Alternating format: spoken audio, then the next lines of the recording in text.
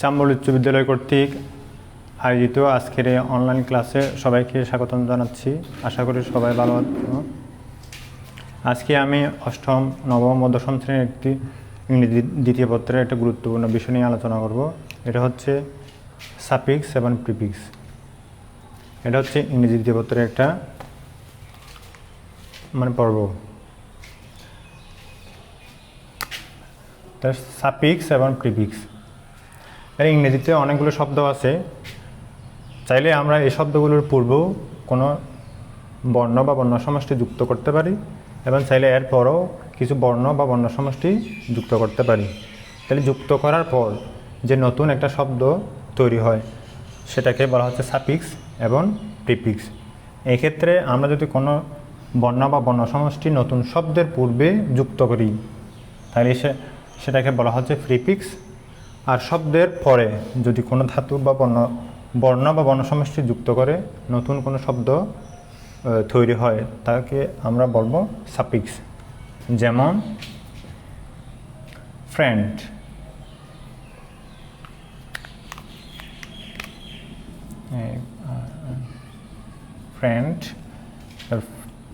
Pure, able. মনে করো এই তিনটে শব্দ, এটা হচ্ছে ফ্রেন্ড, এটা হচ্ছে পিওর, আর এটা হচ্ছে অ্যাবল। চাইলে আমরা এর পূর্বে কিছু শব্দ যুক্ত করতে পারি, পূর্বে, আর চাইলে এর পরও কিছু শব্দ যুক্ত করতে পারি।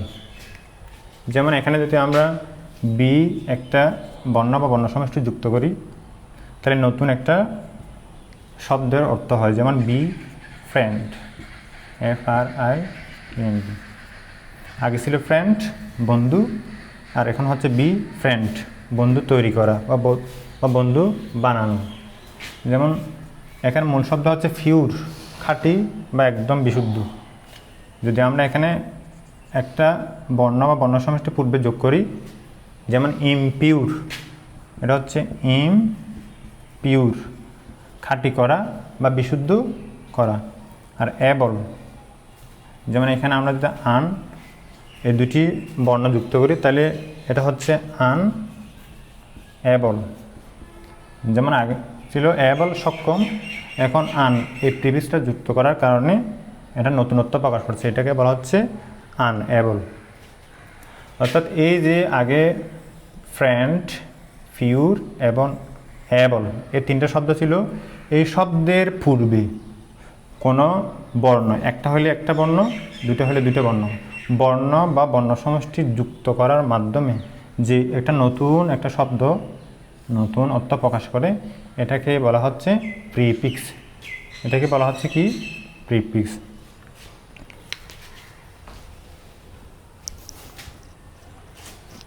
আবার চাইলে আমরা এটা আমি পরিষ্কার করে দিচ্ছি। এই যে ফ্রেন্ড, পিওর এবং অ্যাবল এগুলোর পরও শব্দ যুক্ত করে নতুন শব্দের অর্থ পরিবর্তন করতে পারি আমরা চাইলে। যেমন LY, তাহলে এটা হবে ফ্রেন্ড লি। তারপর পিওর, যেমন ITY, এটা যদি পিওরের সাথে যুক্ত করি তাহলে এটা হবে পিউরিটি, RITY। তবে এই ক্ষেত্রে লক্ষ্য রাখতে হবে ইটা উঠে যাবে। আগে ছিল পিওর, এখন পরে একটা শব্দ যুক্ত করার মাধ্যমে ITY যুক্ত করার মাধ্যমে এটা হয়েছে পিউরিটি। আগে ছিল বিশুদ্ধ, এখন বিশুদ্ধকরণ নাউনে পরিণত হয়েছে। আর এটা যদি ITY দেওয়া হয় তাহলে এটা হবে ABILITY, সামর্থ্য বা ক্ষমতা। আগে ছিল সক্ষম, এখন হয়ে গেছে অ্যাবিলিটি। তাহলে আমরা একটা নতুন শব্দ থেকে পরে কোনো বর্ণ বা বর্ণ সমষ্টি যুক্ত করে যে একটা নতুনত্ব প্রকাশ করে সেটাকে বলা হচ্ছে সাফিক্স। তাহলে আমরা সাফিক্স এবং প্রিফিক্স সম্পর্কে একটা ন্যূনতম একটা ধারণা পেয়েছি। তাহলে আমি আবার সংক্ষেপে একটু বলে দিচ্ছি। তাহলে যেখানে কতগুলো শব্দ দেওয়া থাকবে, এই শব্দের পূর্বে আমরা কোনো বর্ণ বা বর্ণ সমষ্টি যুক্ত করে যদি নতুন একটা অর্থ প্রকাশ করতে পারি সেটাকে বলা হবে প্রিফিক্স, বাংলাতে যাকে বলা হয় উপসর্গ। আবার একই শব্দ চাইলে আমরা পরবর্তীতেও কিছু শব্দ অ্যাড করে বা বর্ণ সমষ্টি যুক্ত করে আবার নতুন একটা শব্দের অর্থ পরিবর্তন করতে পারি, এটাকে বলা হচ্ছে সাফিক্স।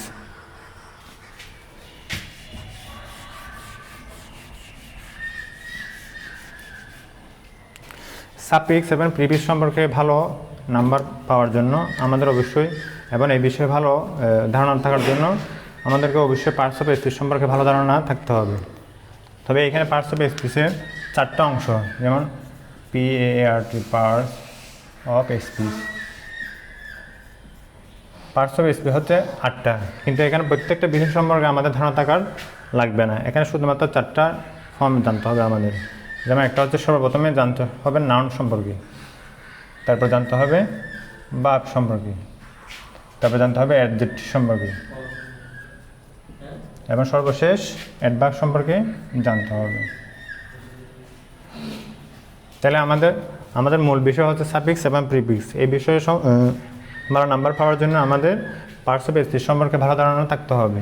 তবে এই ক্ষেত্রে আমাদের নাউন, 1 নম্বরে নাউন, তারপর হচ্ছে ভার্ব এবং অ্যাডজেক্টিভ এবং হচ্ছে অ্যাডভার্ব, এই 4টা বিষয় সম্পর্কে অবশ্যই আমাদের ভালো ধারণা থাকতে হবে। তাহলে প্রথমে আমি এগুলো সংজ্ঞাগুলো একটু বলার চেষ্টা করছি। নাউন অর্থাৎ আমরা এই পৃথিবীতে আমাদের চোখ দিয়ে যা দেখা যায় তাই হচ্ছে, মানে এক কথায় বলতে গেলে আমরা চোখ দিয়ে যাই দেখি তাই হচ্ছে নাউন। এভরিথিং হচ্ছে নাউন।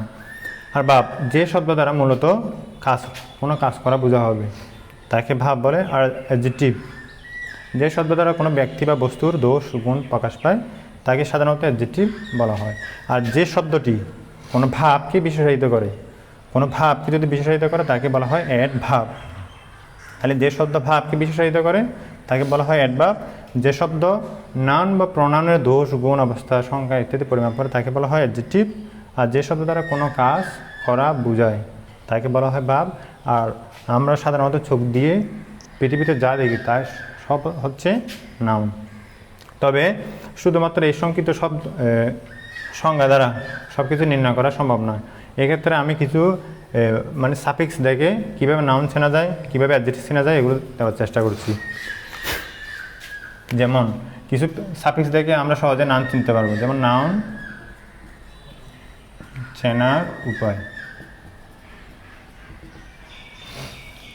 তাহলে আমরা যদি কোনো শব্দের শেষে অর্থাৎ সাফিক্স মেন্ট MENT দেখি, TION শন দেখি, জন দেখি, তারপর হচ্ছে শিপ, তারপর হচ্ছে হুড, তারপর হচ্ছে ডম, তারপর হচ্ছে URE,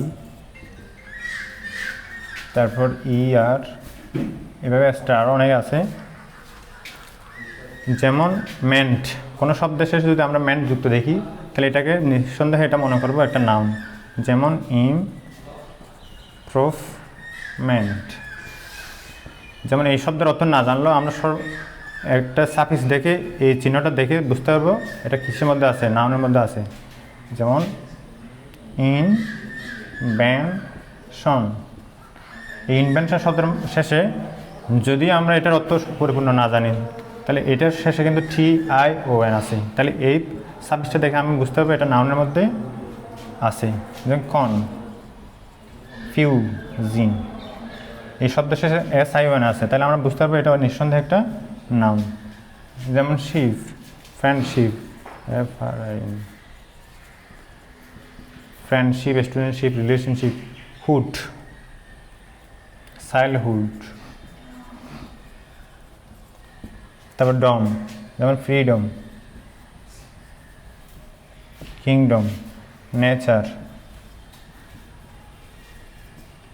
যেমন ভাবের সাথে ইয়া যুক্ত করলে অনেক সময় এটা নাউনে পরিণত হয়। যেমন প্লে হচ্ছে খেলা করা, আর প্লেয়ার। এভাবে আরও অনেক হতে পারে এটসেট্রা।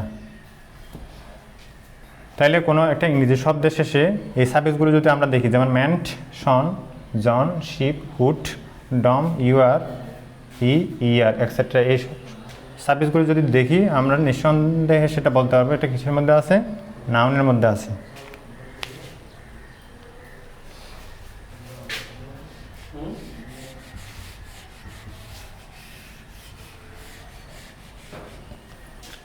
তারপর হচ্ছে অ্যাডজেক্টিভ চেনার উপায়।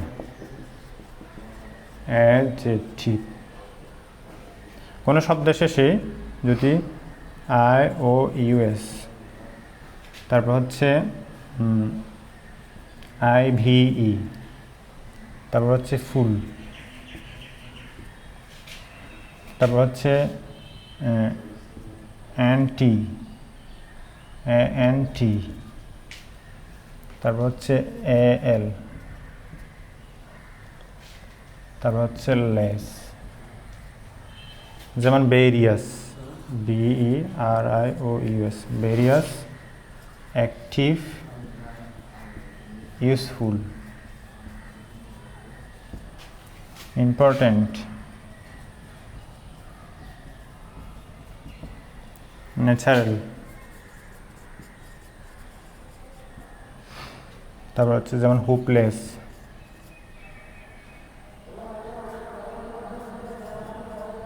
এটসেট্রা।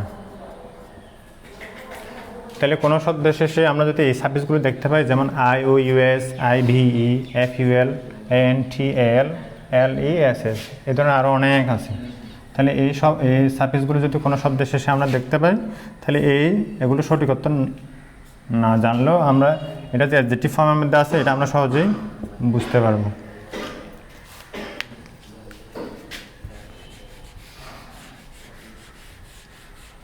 ইনশাআল্লাহ আল্লাহ বুঝলেন না, ইনশাআল্লাহ আল্লাহ বুঝলেন না, আল্লাহ বুঝলেন না। আচ্ছা,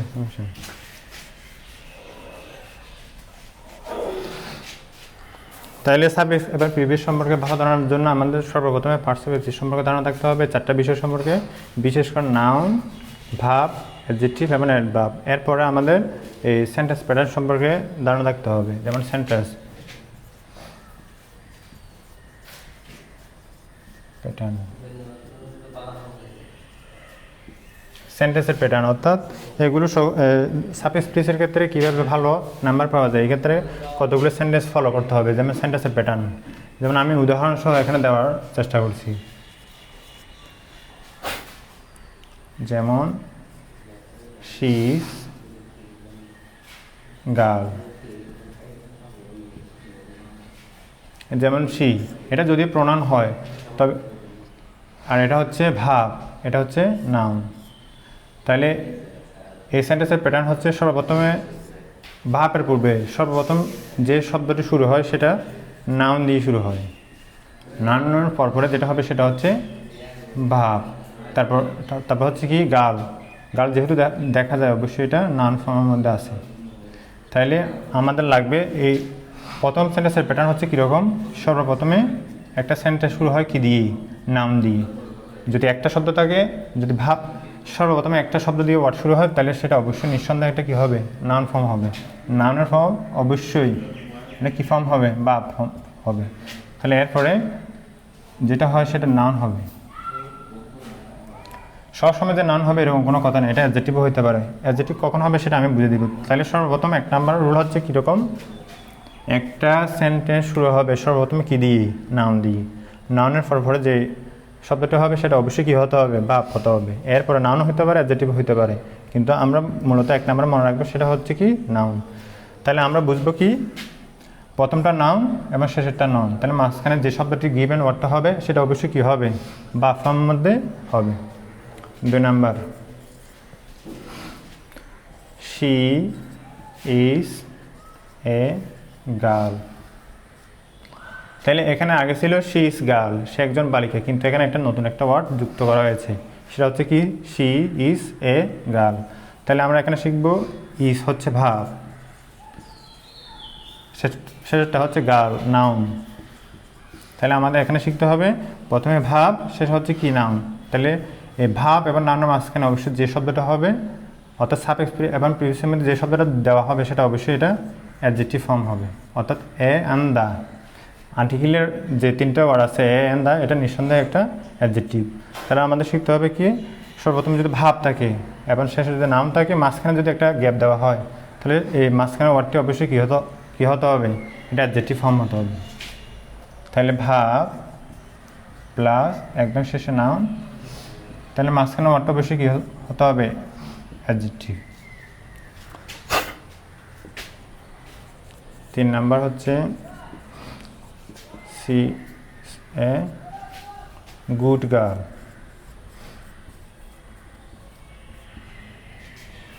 তাহলে আমাদের প্রথম দুটো সেন্টেন্সের প্যাটার্ন চলে গেছে, একটা হচ্ছে নাউন, শেষেরটা হচ্ছে নাউন। তাহলে দুই নাউনের মাঝখানে যেটা শব্দ থাকবে সেটা অবশ্যই ভাব হইতে হবে।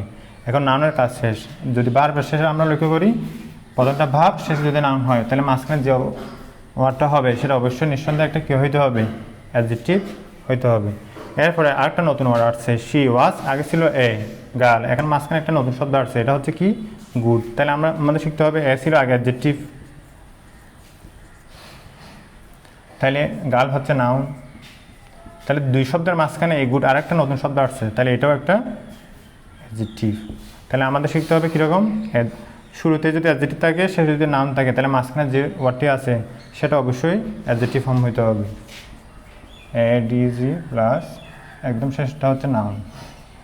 তাহলে আমাদের রুল শিখতে হবে কিন্তু এগুলো হচ্ছে উদাহরণ, জাস্ট রুলগুলো ভালো করে মনে রাখার জন্য এই সেন্টেন্সগুলো দেওয়া হয়েছে। এখানে সেন্টেন্স মুখস্থ করতে হবে না, এটা মুখস্থ করতে হবে যে সেন্টেন্সের প্যাটার্ন এটি, অর্থাৎ শুরুতে অ্যাডজেক্টিভ আছে, শেষটা নাউন, তাহলে মাঝখানটা অবশ্যই অ্যাডজেক্টিভ ফর্ম হতে হবে। 4 number, she is a very good girl.